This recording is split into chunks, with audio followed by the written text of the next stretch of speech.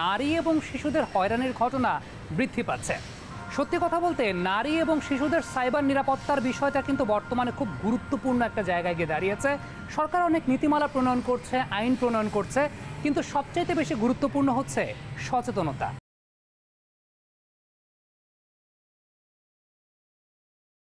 Internet ব্যবহারের সঙ্গে সঙ্গে নারী এবং শিশুদের উপর অনলাইন হয়রানির ঘটনাও বৃদ্ধি পাচ্ছে।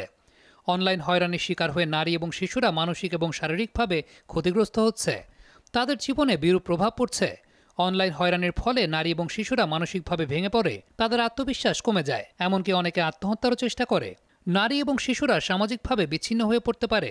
নারী এবং শিশুদের অনলাইন নিরাপত্তা সম্পর্কে সচেতন করা প্রয়োজন। সাইবার স্পেসে ক্রাইমটা একটা খুব পুরনো বিষয়। যারা আসলে সাহসও করতো না সামনে এসে ইভটিজ করতে বা কথা বলতে, তারা যেমন ঘরে বসে ইভেন্টটা কমেন্ট করে ফেলতে পারে। It's very easy. যে কারণে সাইবার স্পেসে ক্রাইমটা অনেক বেশি হয়। এখানে পারপিট্রেটর কারা এবং ভিকটিম কারা এটা বোঝা যায় না। হ্যাঁ, যে ভিকটিম সেও অনেক সময় পারপিট্রেটরও হয়ে যায় বিভিন্ন প্রতিহিংসামূলক কাজ করতে গিয়ে।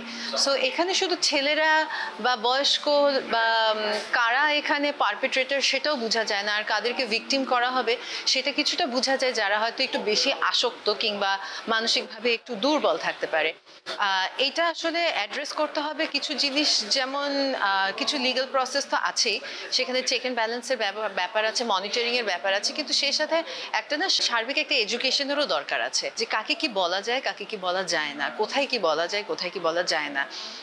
এই বিষয়গুলো আসলে মানুষের জানা দরকার। সো এই কারণে আমি মনে করি যে সংস্কৃতির একটা খুব বড় রোল আছে এই সাইবার স্পেসে নিরাপত্তা আনতে।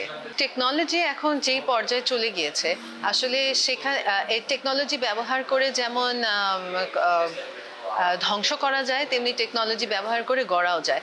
সো সাইবার মানে ইন্টারনেট বা এআই বা এই সাইবার স্পেসটা, এখানে আসলে এত সম্ভাবনা, এখানে সমস্যার থেকে সম্ভাবনাটাই বেশি।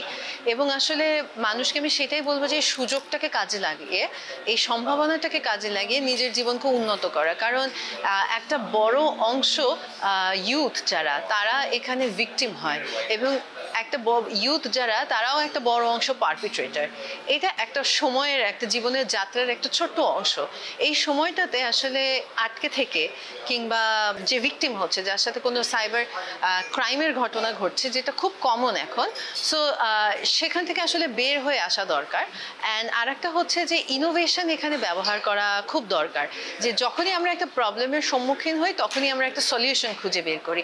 এইটার সলিউশন কি হবে, এটা আসলে সময়ের সাথে সাথে যেমন প্রবলেমের রূপ পাল্টাচ্ছে, তেমনি সময়ের সাথে সাথে এটার সলিউশনটাও চেঞ্জ হবে, এবং ভিকটিম যারা, তারাই এটার সলিউশনটা বের করবে বলে আমি মনে করি।